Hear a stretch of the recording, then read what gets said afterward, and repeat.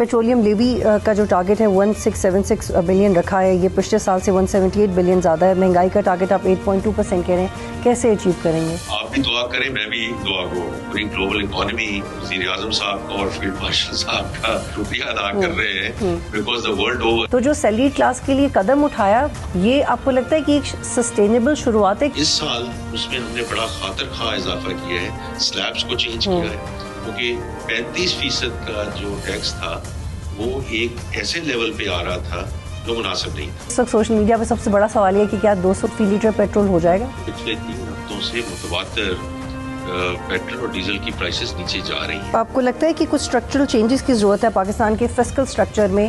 اس وقت آپ نے دیکھا ہے کہ ون آف ایک ارینجمنٹ ہوئی ہے، ڈسکشن ہے، اس کو ڈیفینیٹلی آگے لے کر جائیں گے. دیکھیے پروگرام بول رپورٹس ود بطول راجپوت میں وفاقی وزیر خزانہ محمد اورنگزیب کا خصوصی انٹرویو آج رات 10:03 پر صرف بول نیوز پر.